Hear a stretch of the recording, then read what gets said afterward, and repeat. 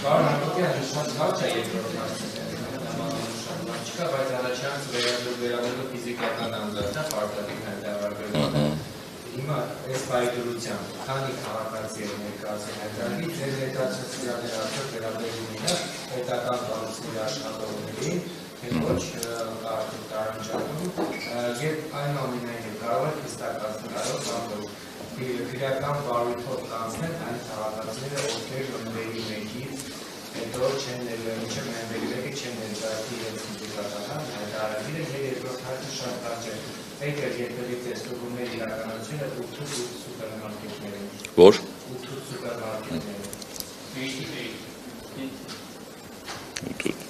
Շատ լավ։ Նախ հայտարարման մասով նշեմ, որ ես իմ խոսքում էլ նշեցի 54,000 քաղաքացիներ, եթե դրան ավելացնենք նաև մյուս հայտարարները, մոտ 57,675 քաղաքացիներ դրացել են հայտարարը եւ ինչպես նշեցի դրանց մեջ 23,000-ը սոցիալական կրեդիտներ են ստացել, մոտ 2 միլիարդից ավել եւ այստեղ տեսեք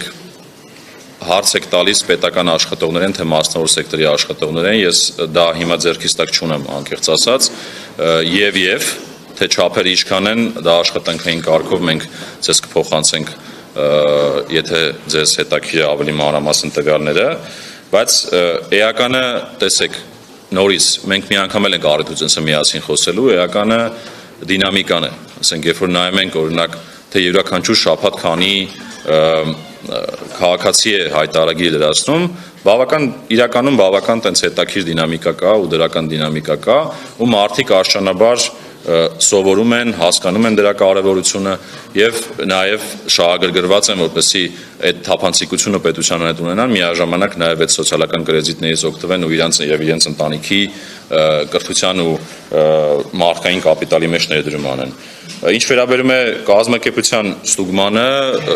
հա, քրեական վարույթների տեսանկյունից տեսեք, այս հարցը իհարկե քննարկել ենք, իհարկե պետական եկամուտների կոմիտեն չէ այն կառույցը, որը այս հարցին պիտի պատասխանի, բայց մեր մասնագետների հետ քննարկումների արդյունքում մեր մասնագետների դիտարկմամբ նման խնդիր չի առաջանում, բայց կարծում եմ վերջնական պատասխան ճիշտ կլինի ակնկալել համապատասխան մարմիններից, ովքեր որ այդ քրեական հարցերով են զբաղվում, բայց ես մեր մասով կարող եմ ասել, որ մեր մասնագետների հետ քննարկումների արդյունքում կարծում ենք, որ ոչ։